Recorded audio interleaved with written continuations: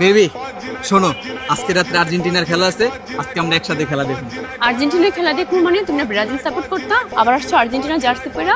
আরে ভিতরে ভিতরে তো আমি এখনো ব্রাজিল সাপোর্ট করি, কিন্তু ব্রাজিল যা করলো আর্জেন্টিনা সাপোর্ট করা ছাড়া তো কোনো ওয়ে পেলাম না। আগেই কইছিলাম আর্জেন্টিনার সাপোর্ট করতে, তাইলে আর ব্রাজিল হারার পর জায়গা জায়গা অপমান হওয়া লাগতো না। তোমার কি মনে হয় আমি আর্জেন্টিনার সাপোর্ট করি দেখে আর্জেন্টিনা জার্সি পরেছি? আজকে যেমনি হোক আর্জেন্টিনার হারাই দেবো, আর্জেন্টিনার হারানোর লিগ আজকে আমি আর্জেন্টিনার সাপোর্ট করি। কি কও হারাইবো মানে কেমনি? এই যে দাও, ওয়ার্ল্ড কাপ শুরু হওয়ার পরের থেকে আমি যেই দল সাপোর্ট করি ওই দলই বাদ হয়ে যায়। ফার্স্টে মনে প্রাণে সাপোর্ট করলাম ব্রাজিল, ব্রাজিল তো প্রতিবার কোয়ার্টার ফাইনালে গিয়ে বাদ হয়, এইবার কোয়ার্টার ফাইনালেও যেতে পারে নাই। তারপরে ব্রাজিল বাদ হওয়ার পরে চিন্তা করলাম কি পর্তুগাল সাপোর্ট করতে গেলাম, পর্তুগালের জার্সি কেনার আগে দিই পর্তুগাল বাদ। তারপরে আর্জেন্টিনার লাই খেলা পড়লো কার, মিশরের, তখন মনে পানি মিশর সাপোর্ট করলাম যাতে মিশর আর্জেন্টিনার হারে দেয়। উল্টা দেখলাম কি আর্জেন্টিনা মিশরের 3 পিস করে দিছে।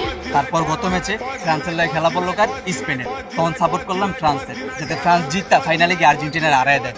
কিন্তু কি হলো, ফ্রান্সও বাদ। শালার যেই দল সাপোর্ট করি ওই দলই বাদ হয়ে যায়, কিন্তু এই আর্জেন্টিনা তো কোনোভাবে বাদ হইতেছে না।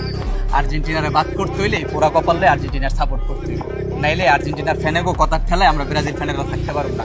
আজকে যেমনিও করে বাদ বানাবো না ঠিকই আছে, স্বাধীন তো করে বেকার বসে থাকো, তোমার তো আর কোনো কাম ধান্দা নাই, তুমি এগুলো করবে না তো কে করবে? বেকার মানে তুমি আমার বেকার কইলা?